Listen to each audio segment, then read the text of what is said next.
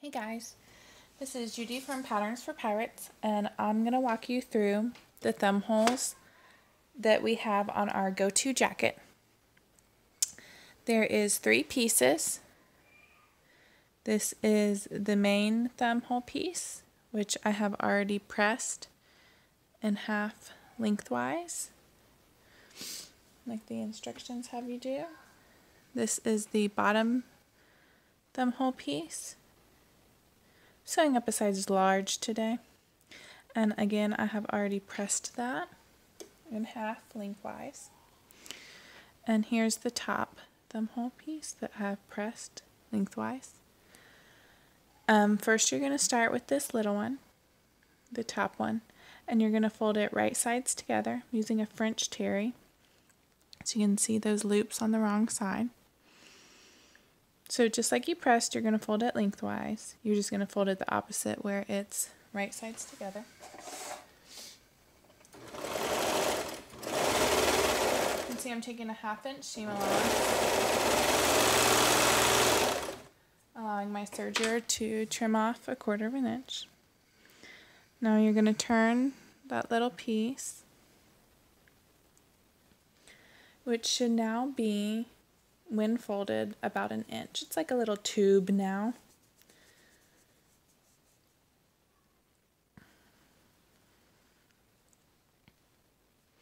So you should have fold at top and seam line at bottom. You're going to press that. I have one right here already nice and pressed and ready. Don't skip that press. Now you're going to take your main piece and open it up.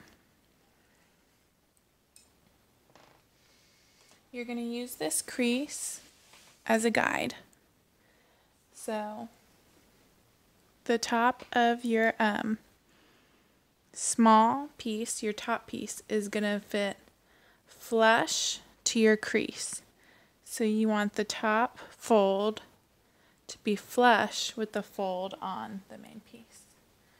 I'm going to put a pin there.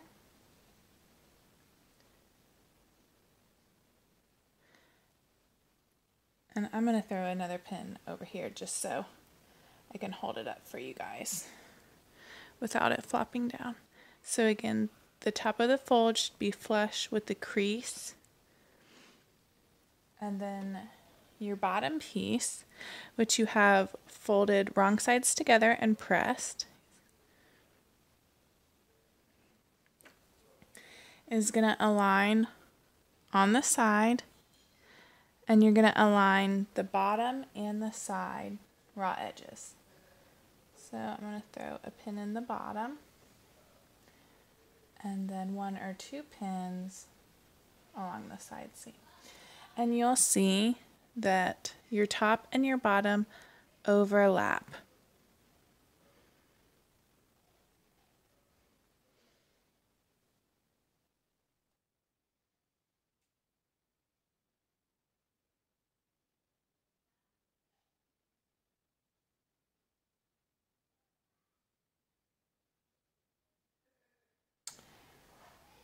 Okay, so again, they overlap. It doesn't matter if your top piece is on the top or the bottom piece is on the bottom. When you flip it right sides out, you'll be able to flip it either way. So you can have it like this with the top piece on the top, or you can have it like this with the bottom piece on top. They overlap about 1/2 inch. Okay, and then you're just going to baste this along the side, and you're going to repeat the exact same process on the other side. So you're going to match these raw edges with these raw edges, and you're going to use the crease to make flush with the top, and then all the corner right here. So I'm going to go ahead and pin that together. I'm not going to baste just for the sole purpose of making the video quick, so I won't have to change machines, but quick baste will help you make sure everything is perfect when you sew it up.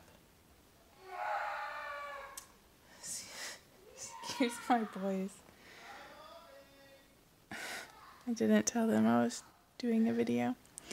Okay, so here we are. Here's my main piece, and the top of my top thumb is flush with that crease. Now what you're going to do is you're going to take the rest of the main piece and fold it down. Just like that. So it's a big sandwich layer. And this is where that baste really comes in handy, since you can't really see the inside layers. The baste will really make sure that it comes out nicely with the folds all aligning where there should be. Okay, so I'm going to go ahead and zip up this side.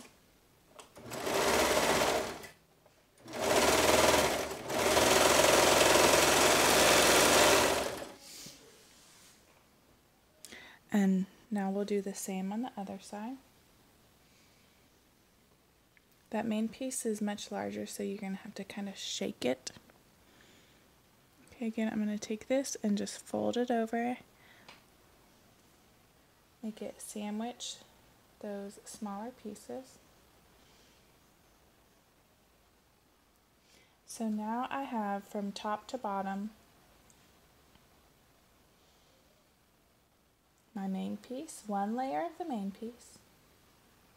Then I have overlapped on the side seam, the top and the bottom there in the middle, and then I have my other main piece on top. You should be sandwiching those together.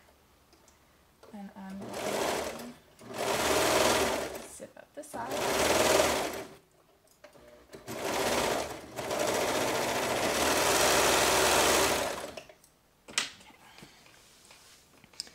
And when you fold out, if you pressed it nicely, it should fold out really easily, right? There's my top crease on my main piece, my top piece and my bottom piece, and I'll show you, see this, the top piece is on the top here.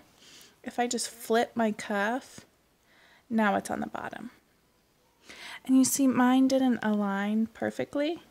Let it focus. And that's because I didn't baste. That baste will make sure that those two edges are just perfectly aligned, because your serger will want to offset them a tiny bit. So make sure you take the time to baste. When you attach it to your jacket, you're going to want the top piece on the bottom. It's more comfortable to get your thumb in and out.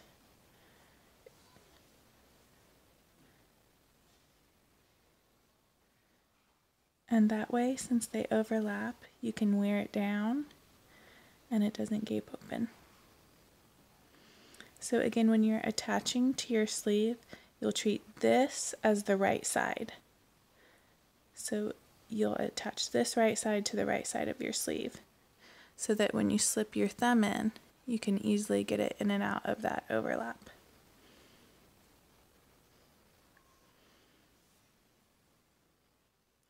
Alright guys, I hope you enjoy those new thumb hole cuffs.